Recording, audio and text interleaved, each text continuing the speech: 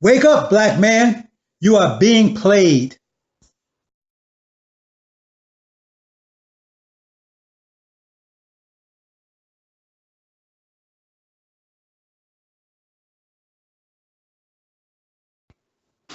Truth is based on facts. Fire is hot. Water is wet. The earth rotates. The sun shines. Those are truths. Those are facts. When you combine truth with time, then it becomes a prophecy. The sun will rise tomorrow. Summer is near. The baby will be born in 9 months. The water will boil. That's prophecy. You don't know with absolute certainty that those things will happen, but you have confidence based on experience or on information you were given or the person who told you that. That is called faith. Faith is confidence, but faith untethered is worthless. Your faith has to be tethered to experience, reliable information, or a reliable person. Buddhists, Hindus, animists, Christians all have some degree of faith, but what is their faith tethered to? Prophecy, truth combined with time, is one, if not the most powerful force in the universe. That's because as the prophecy gets closer to a fact, to its fulfillment, it is ever stronger, while anything that is opposing it, resisting it, gets ever weaker, doomed to destruction. Prophecy is the light and will of Allah. Those who think they can defeat it, extinguish it with their mouths, employing philosophies, conjecture, and outright lies, are on and super express to perdition. Prophecy of Allah is not probability. The prophecies of the angel are getting ever stronger each and every hour. It is an irresistible force, a crushing force that is crushing everything in its path. You can literally see and hear the skulls of the resistors imploding from the pressure. The pressure will increase until all opposition is dust. The angel is crushing America and you with it if you ain't behind it. The war has started. It will not abate. Just smoke now, in a few days flames, then blazing white hot, followed by an eviscerating explosion which engulfs America. Will you be here or there? If you are here, you will wish you were there. Quote, we ain't going nowhere, unquote. He may be right. If you are on the wrong side of this, you won't be going anywhere. You will be here.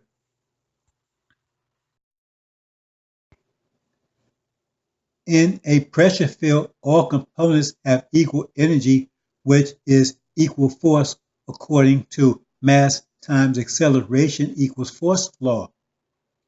Our reality is a pressure reality. Your heart, your lungs, your circulatory system, your brain, all are pressure systems. Pressure is just force spread out over some form of space. It takes force to move any and everything. Nothing can move without force, which means thought is force, and since thought is spread out throughout the brain, which is consciousness, then consciousness is pressure. The brain communicates by emitting pressure waves called sound. We hear through eardrums which respond to pressure waves. I think you get the idea. Each of us has the same amount of energy. It's the use, application, distribution of it that makes the difference. 10 plus 11 equals 21. 9 plus 12 equals 21. 5 plus 16 equals 21. 35 minus 14 equals 21. They all equal 21, yet they all are different. We each receive equal amounts of energy each day. Some of us require more internal energy than others. The original have high internal maintenance requirements because they have superior genes. The The Caucasians have minimal internal energy requirements because they have inferior genes. Everyone else is somewhere in between. The less internal energy requirement, the more energy left for external use, disposable income, if you will. The degree of your external energy is your degree of luck, blessings, good fortune, or whatever wish you call it. It has nothing to do with any misregard. It is simply mathematics.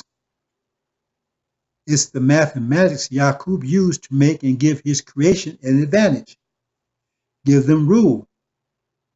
He made an inferior being with low internal energy requirements, giving them an external energy advantage.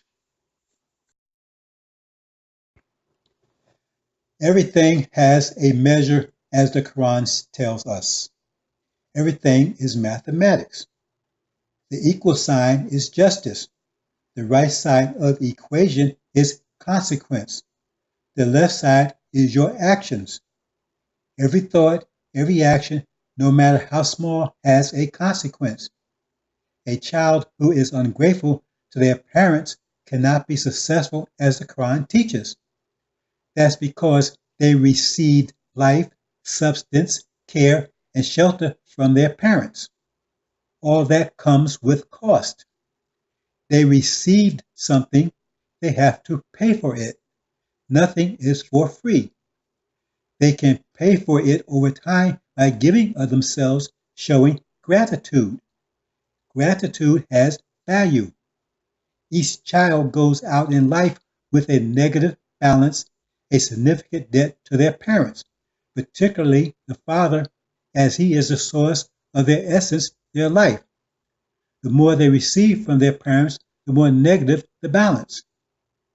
They can begin offsetting it by showing gratitude. If they don't, then the negative balance lingers, which is bad luck. That's why ungrateful children cannot be successful. If one resists struggle with prophecy, they are expending energy against themselves in an ever-losing battle where you must expend ever greater amounts of energy trying to stop time. Energy that you could be using to better your condition. It's like running against the wind, running hard but not going anywhere. You can't defeat time. Fighting prophecy is fighting time. Quote, the struggle of the devil is ever weak, unquote. Quran.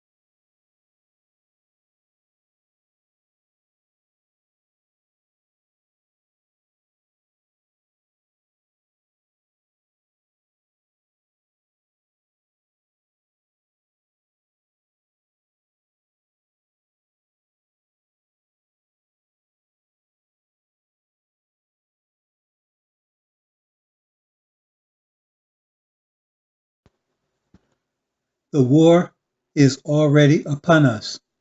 The sparks are flying in the midst of the tinderbox. The sparks are the sanctions. Mr. Trump has initiated the first blow of the war. He is striking out at his enemies with sanctions. Sanctions are an act of war. America would certainly consider sanctions against her as an act of war. Mr. Trump's primary target is Iran, then North Korea. The two are the proxies of two powerful foes of America, Russia and China, respectively. Why is he doing it? He knows that America cannot win a conventional war against both. His true agenda is to be rid of his Negroes. Quote, genocide by war, end quote.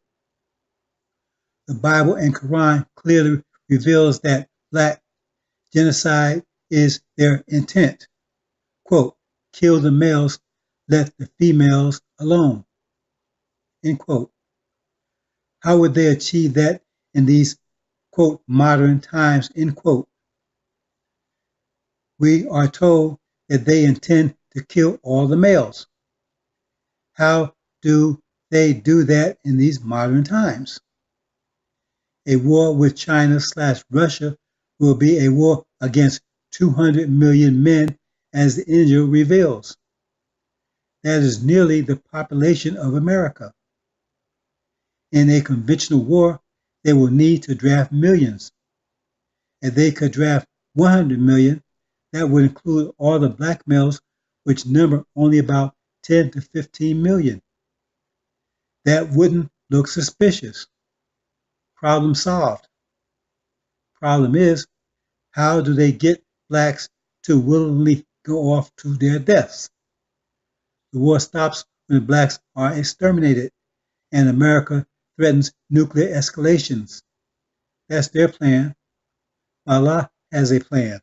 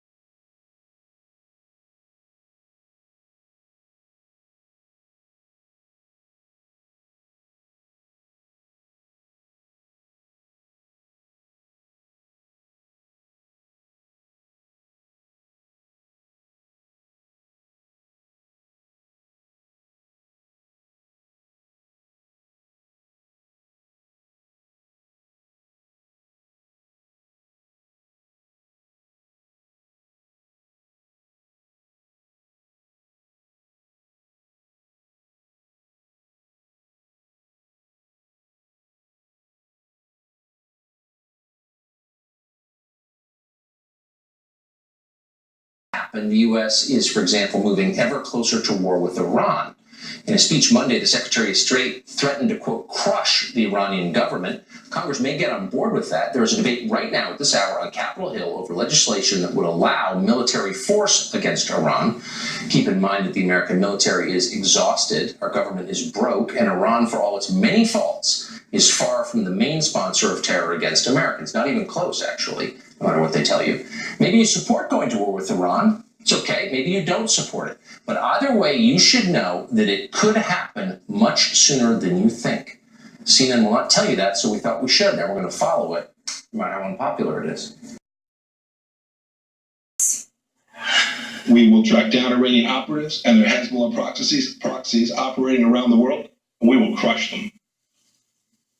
Iran will never again have carte blanche to dominate the Middle East. On direct.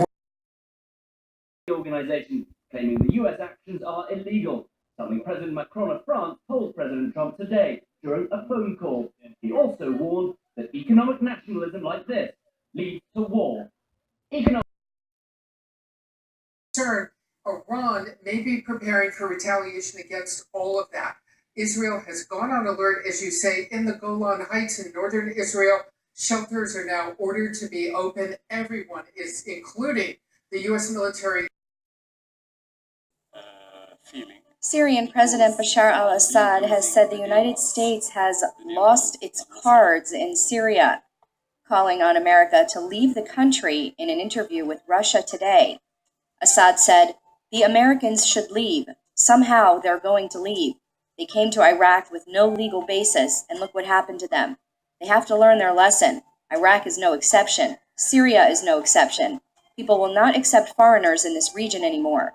The U.S.-backed Syrian Democratic Forces, or SDF, a predominantly Kurdish group that controls parts of northern Syria, has been dubbed by Assad as the only problem left in Syria.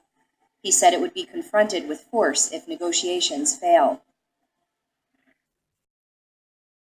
If Iran threatens us in any way, they will pay a price like few countries have ever paid.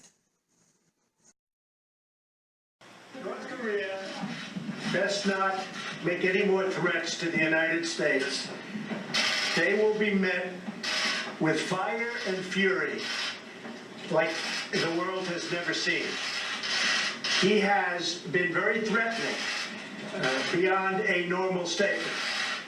And as I said, they will be met with fire, fury, and frankly power, the likes of which this world has never seen before.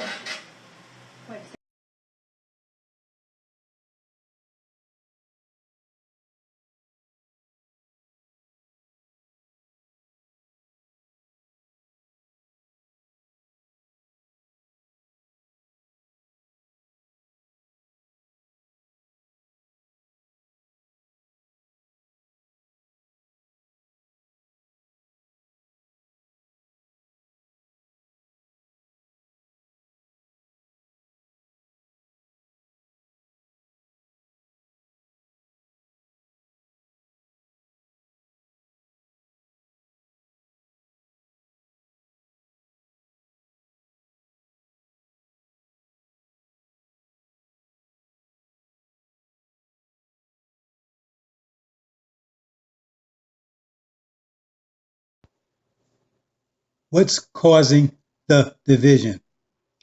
Pressure. America is under intense and increasing pressure. She is in irreconcilable debt. Her institutions are in conflicted. She's hopelessly entangled in the Middle East and Afghanistan. Her military is exhausted. Drug abuse is rampant.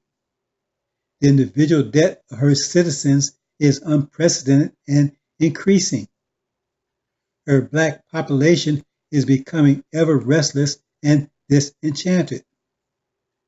Her prisons are bursting at the seams. Homosexuality, as well as all manner of deviant behavior, is ubiquitous and expanding. Tension between the genders is sharpening and growing. Political warfare is at DEFCON 1. The White House is under siege.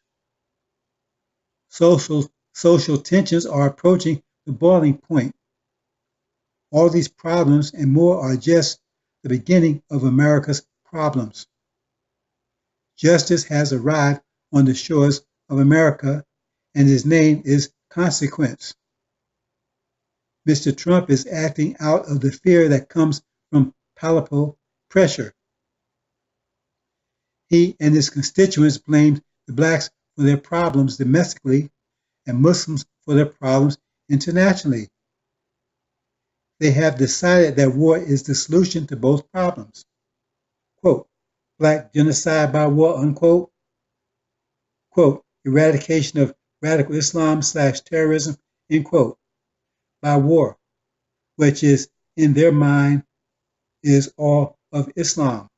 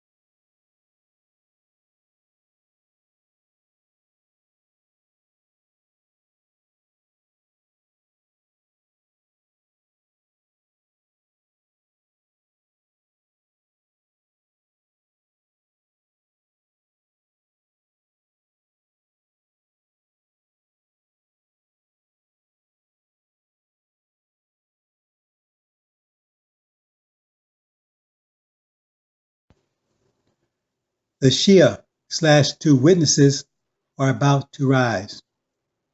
They will execute a dramatic, devastating, surprise, preemptive attack on American, British, and Saudi Arabian forces, kicking America and Britain out of the Middle East forever. This event, which is on our doorstep within days, will trigger the Great War. The Middle East is a tinderbox to be ignited by the smallest spark. Bashar Assad is already threatening to throw America out of the region. Once violently and humiliatingly ejected from the region, America will strike out against Russia. It was America's plan to war with Russia and China to effect her plan of, quote, genocide of blacks by war, end quote. But she wasn't ready, as the sixth seal reveals.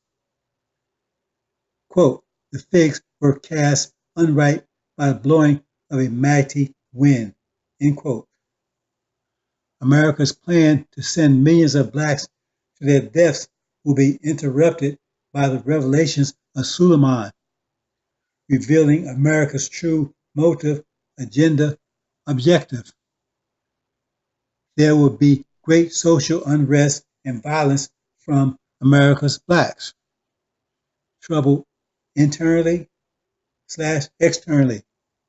War on two fronts, in the Pacific, the Atlantic, and war at home.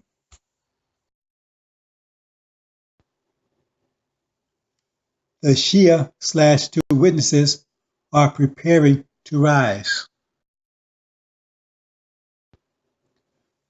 They, the Shia, will execute a dramatic, devastating, surprise, preemptive attack on American, British, and Saudi Arabian forces, kicking America and Britain out of the Middle East forever. Once violently and humiliatingly ejected from the region, America will strike out against Russia. It was America's plan to war with Russia and China to effect her plan of, quote, genocide of blacks by war, end quote. But she wasn't ready, as the sixth seal reveals. Quote, the figs were cast unripe by blowing of a mighty wind, end quote. America's plan to send millions of blacks to their deaths will be interrupted by the revelations of Suleiman, revealing America's true motive, agenda, objective. There will be great social unrest and violence from America's blacks. Trouble internally, externally. War on three fronts, in the Pacific, the Atlantic, and war at home.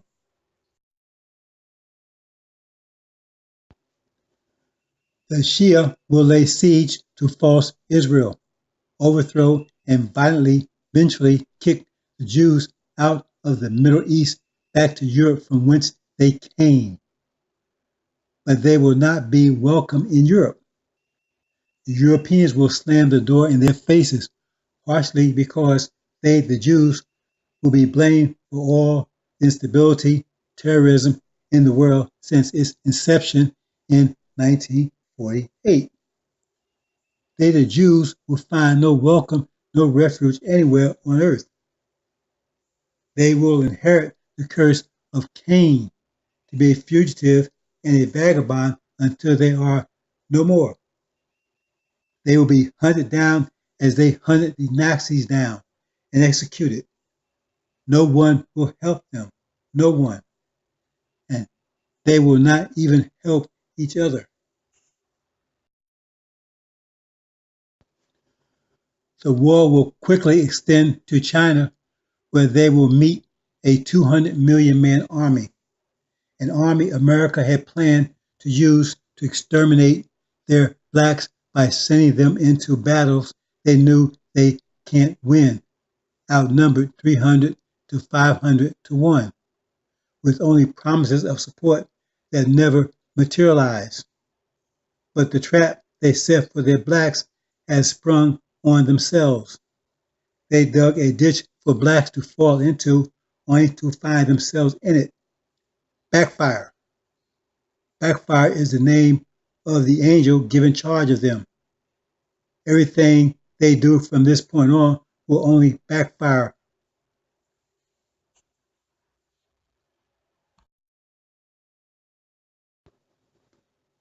Desperate and experiencing failure after failure, unrest, and upheaval at home, their blacks in open rebellion, the evangelicals will blame all of America's failures, setbacks, defeats on America's failure to protect, defend, and save false Israel. They will be convinced that Jesus has abandoned America because America abandoned false Israel during their siege, defeat, and expulsion. They, the evangelicals, will force America to commit and act against Jerusalem and those surrounding her, those in control of her. That is beyond monstrous, the desolation of appallment.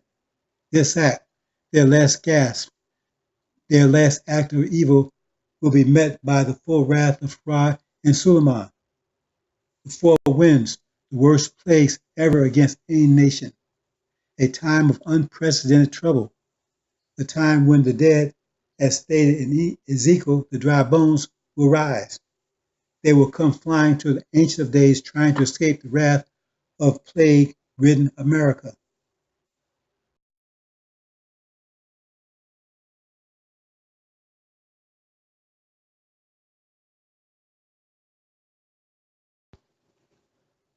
The real story is the war. It has started. Why isn't the Anointed talking about it? Why is he advising that we should help the, quote, enemy, unquote, defend this country, the same country that Allah has promised to burn down? Why is he going against Allah's promise to take us back to our original home? Why is he trying to connect Denoi with the, quote, good Jews, end quote? Why is he suddenly talking about war once it is obvious to everyone? I've been talking about it for years with specifics and details. All he is saying, quote, there will be a war, end quote. Really? Is that like, quote, watch the weather, end quote? Think about it. Wake up. You are being played.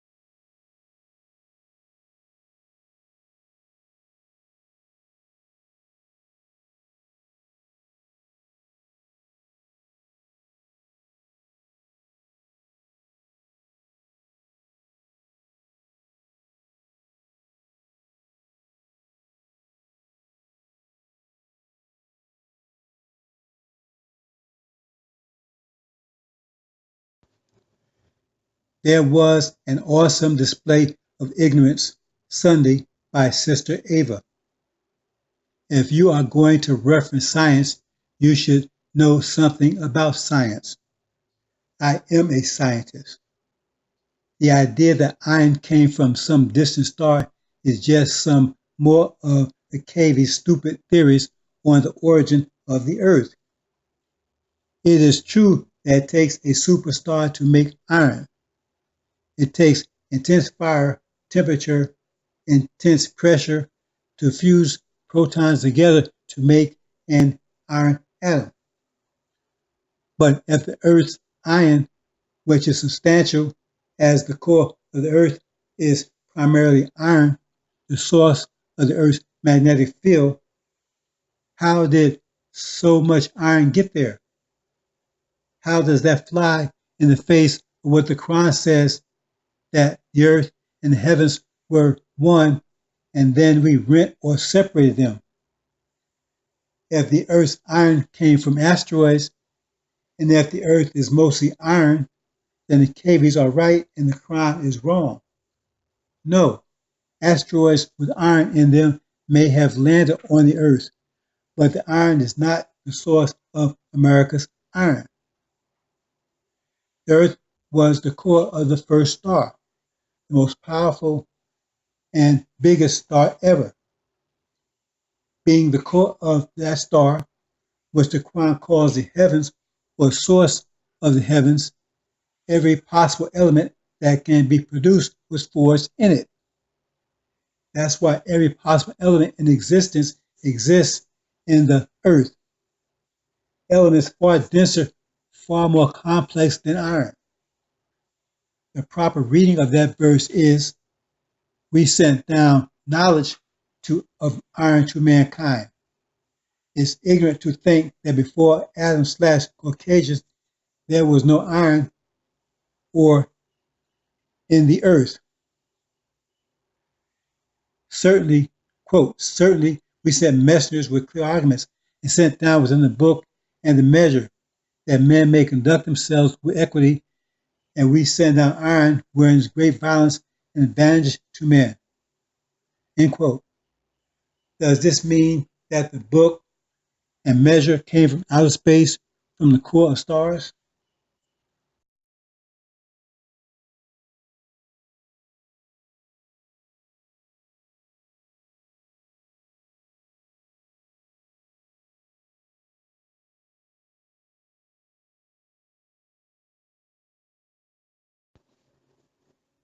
Then there is the reference to atoms. Atoms are composed of protons and neutrons, except for the hydrogen atom, which is just a proton. Splitting atoms into something smaller just means that you are breaking the atom up/down to its basic components, protons and neutrons. Now, the Quran never used the word atom as it is presently understood. The word is similar to something very small or fundamental. The Arabs had no understanding of atoms and no word for it at that time. So to misrepresent what the Quran says to prove the power of the Quran is disingenuous at best and outright lies at worst. You only deceive yourselves and the ignorant. That's in part the reason why the NOI is full of ignorant people who don't know or even care about science, mathematics, or even the scriptures. Farad said, quote, learn the mathematical language. You can't be successful unless you know the mathematical language, end quote. The messenger said, quote, Islam is mathematics and mathematics is Islam, end quote, which means everything is mathematics. But how many of Farrakhan's followers know any mathematics, including him? How many know the mathematics of Islam? Yet they run around with the Quran as though they know something of it, yet can't read it. The Quran, as well as the AL-INJIL, are mathematical books, and only Allah and those firmly rooted in, quote, mathematical, end quote, knowledge know what they mean or can even read them. If someone says they know Islam, they know the Quran, the Bible, tell them to show you the math. If they can't, they are liars and fools, and you would be a fool to listen.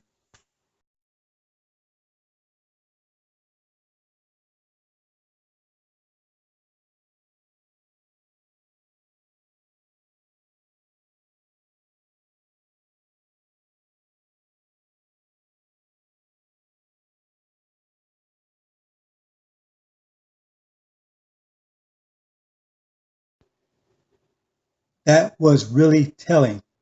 Her critique of that, quote, Black Panther movie, end quote, a movie clearly made for propaganda purposes to measure the depths of Black ignorance and Black malleability. The movie started out making it abundantly clear that Islam was suspect and bad. Both the hero and the villain were enemies of Islam.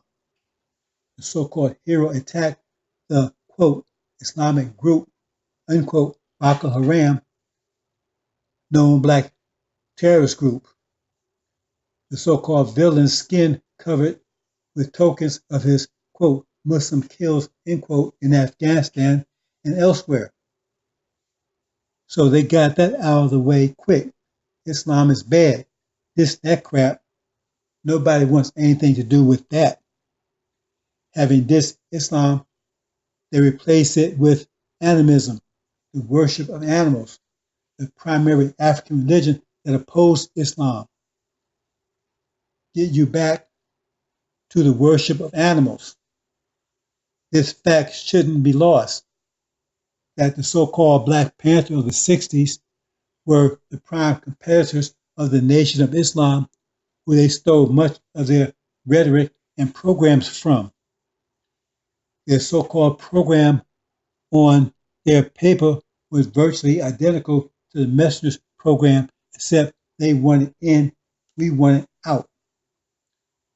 Then they went on to make it crystal clear that the so-called heroes didn't want to or care to have anything to do with blacks, particularly niggers in America.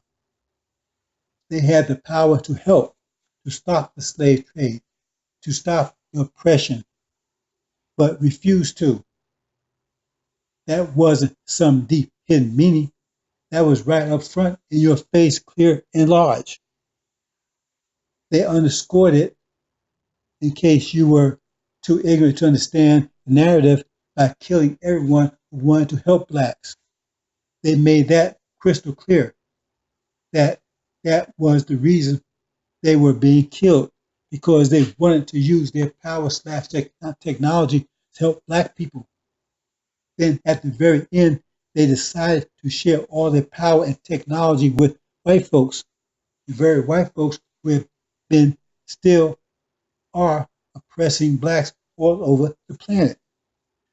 The only thing he had for blacks was a couple of houses. No rocket science, right up in your face. Yet Sister Eva was praising them, deaf, dumb, and blind. Know a tree by the fruit it bears. She was clearly representing her teacher, the Anointed, now elevated God's views. White folks must be having coronaries over laughing at us. Imagine making a movie where the Nazis are the heroes and the Jews are raving over it, breaking attendance records.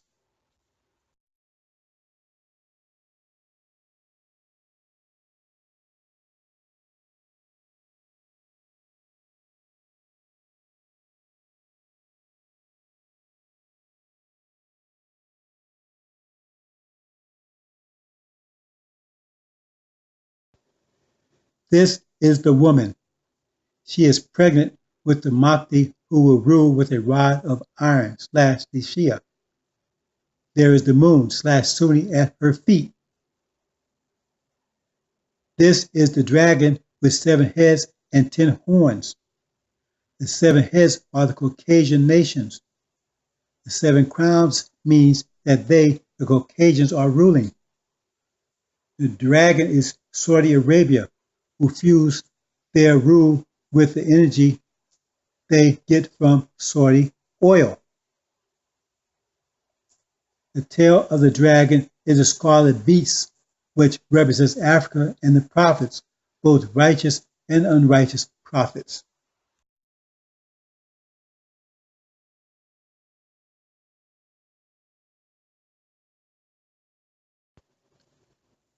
This is pre-1975, during the 40 years of Elijah's mission. Elijah is ministering to the blacks of America. He has raised the Nation of Islam and has considerable support from black Christians. Farrakhan is his top minister, his representative.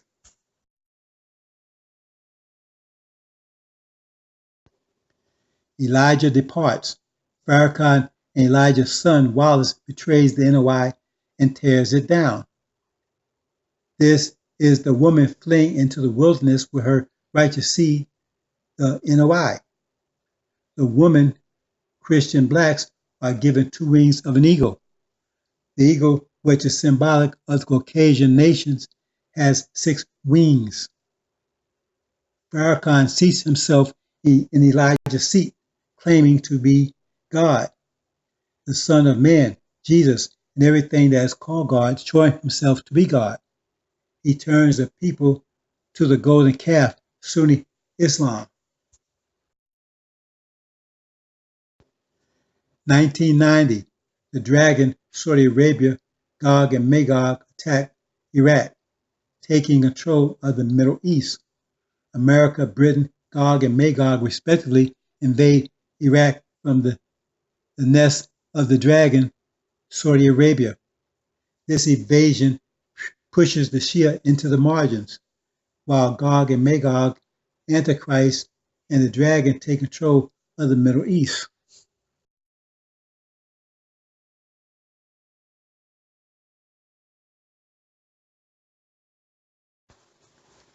In 2003 to 2008, the dragon, Saudi Arabia, and Gog Magog again attacked Iraq a second time. The Shia, Iran, unleashes IEDs called locusts on the invaders, which plagued them for 5 years until 2008, the so-called surge. This is the period of Jonah's travail, where he is restrained on an island in the Pacific for 3 years. The sun becomes black as a sackcloth of hair, and the moon hole becomes as blood.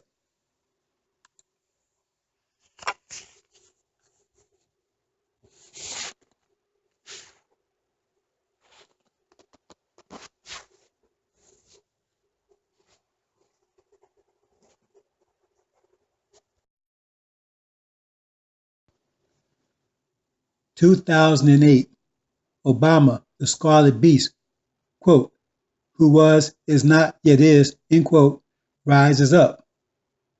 During this period is the time that Jonah, freed from his prison, begins preaching to Nineveh that America would meet its end during Obama's rule, 40 years after Elijah's departure, 2016.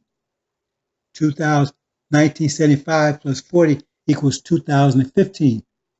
Obama, the Pharaoh of Joseph, heeded Jonah's warning, which diverted America's destruction until the next Pharaoh. 2016, Obama, the Scarlet Beast, steps down. The prophecy of Jonah fails as America still exists. The next Pharaoh, the one who ignored Jonah/Joseph, sits, Mr. Trump. The Pharaoh will not heed Jonah, which will bring plagues upon America and force America to release the original nation.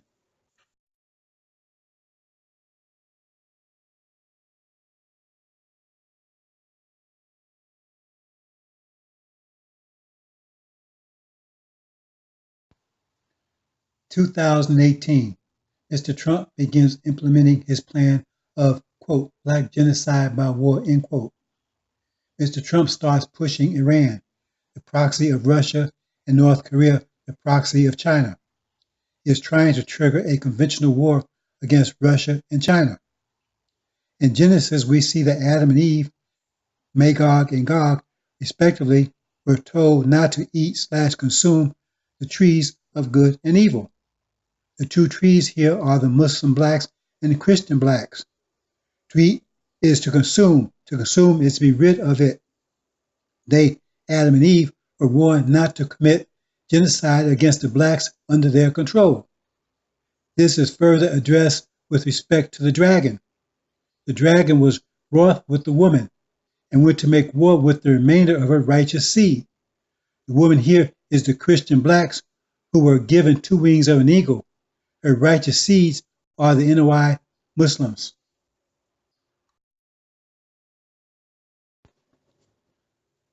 (2018) Combining the Genesis revelation with the dragon revelation, and both with the, quote, let's act shrewdly, end quote, makes it clear that this will all be done in a war context.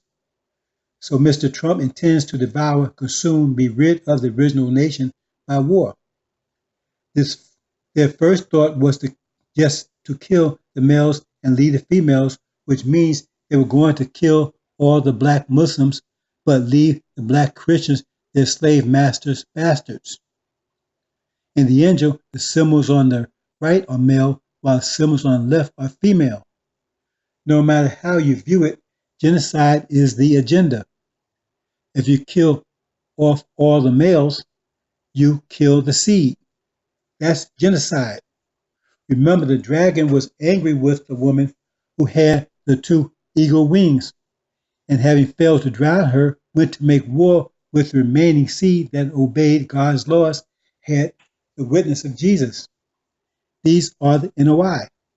So again, we see that the dragon, Sunni Islam, Gog and Magog, America and Britain respectively, wants to destroy the NOI by war.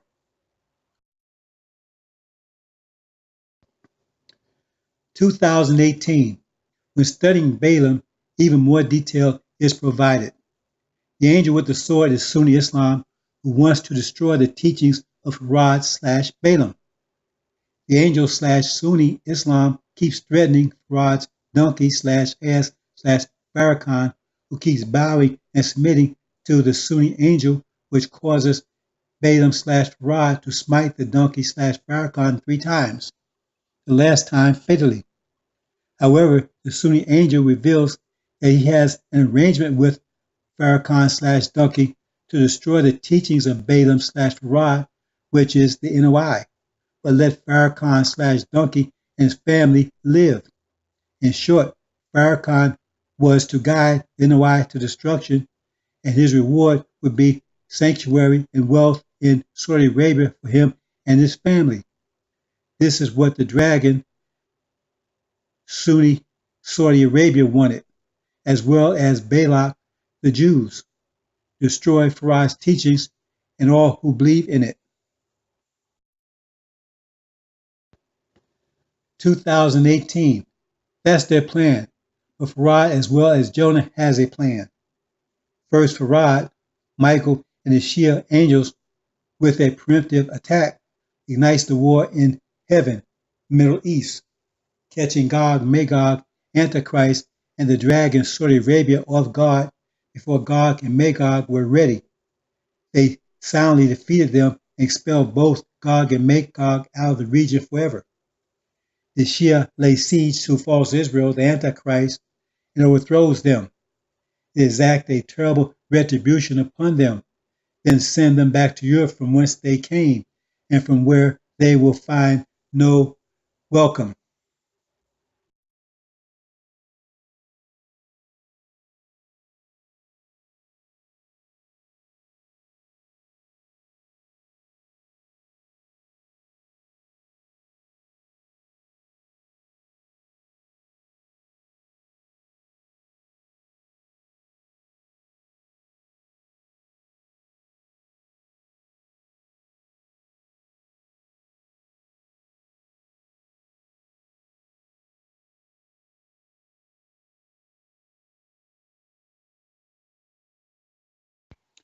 The story of Balaam is a story of Farad and his interaction with the original nation called the NOI, held captive and hostage in America. It's a story of America's hatred of the original people and desire to harm the original people to its ultimate destruction.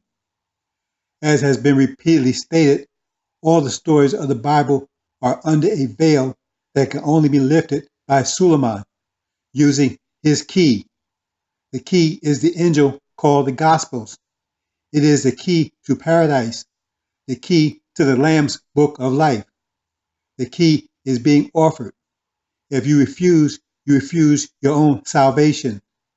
I have provided the key and how to use it. Farrakhan knows his days are few, very few. He doesn't have a family member to succeed him. He doesn't have a, quote, Farrakhan, end quote. But he does have a family who is totally dependent on him. What happens to them when he is no longer?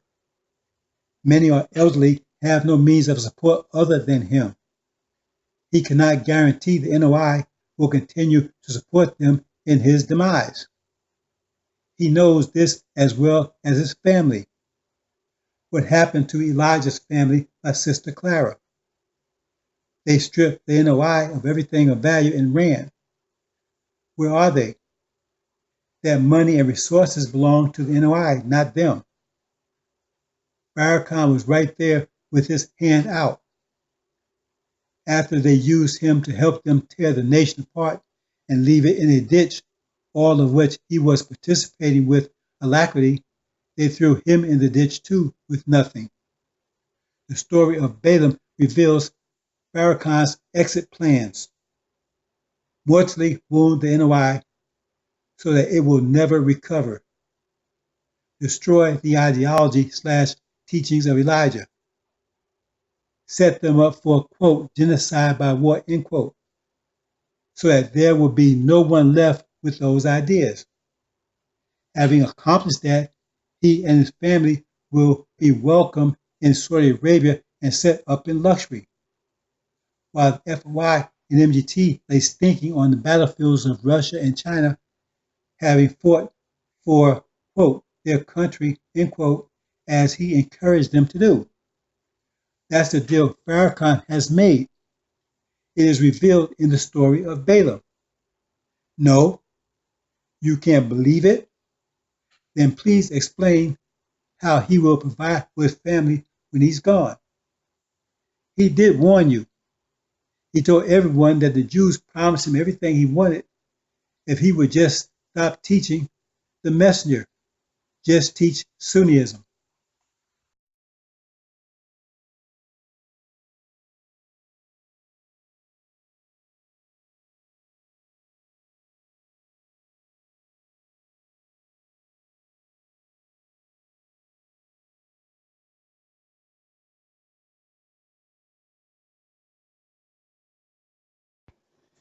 After Elijah's departure, Farrakhan, symbolized as a donkey/ass, has taken Elijah's seat. The NOI has fallen. Balaam/Farad is riding Farrakhan the ass who is sitting in Elijah's seat. Farad directs Farrakhan to keep on the path of Elijah, but the ass, seeing the angel who represents Sunni Islam standing with a sword in his hand, turns aside in fear and runs into the field where the angel directs him. Later, we are told that the angel was offended by Farad's/Elijah's teachings and threatened to kill their organization, but let Farrakhan live if he desisted from that teaching and taught Sunnism instead. Because of his cowardice, Farad smites him, punishes him with disembowelment.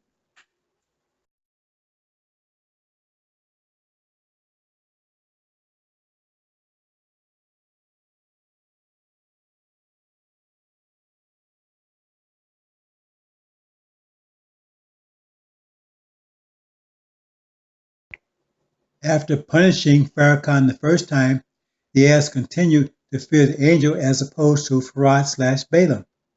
This time his fear caused the NOI to be crushed with many of its members lost. This occurs during the Great War, the time of unprecedented trouble, where the NOI is forced to suffer tribulation because of their rejection of Suleiman and worship of Farrakhan and the golden calf, Sunnism. Farah punishes Farrakhan the ass a second time with universal humiliation. He is openly condemned and cast out.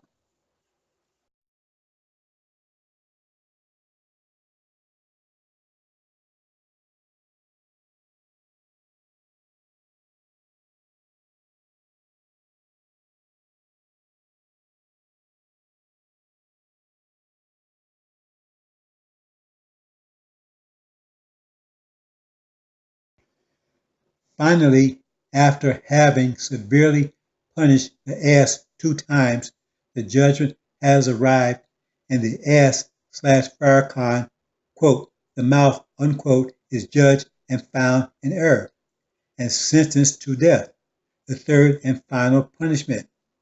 In the judgment, Farrakhan asks why he was punished as he was 3 times. Balaam, who is very angry, responds, because of your cowardness, betrayal, and making mockery of the teachings and the believers. Farrakhan replies, did I ever do anything like that under Elijah? Farah says no. Later, in a discussion with the Sunni angel, the angel admitted that he had threatened Farrakhan and the NOI if he didn't turn away from Farah's teachings to Sunnism instead.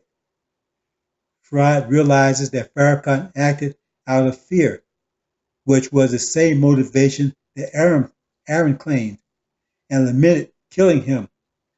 But he did not repent of his decision, as Farrakhan should not have sat in Elijah's seat if he didn't have the courage of Elijah. Fear is never an excuse for any representative of God.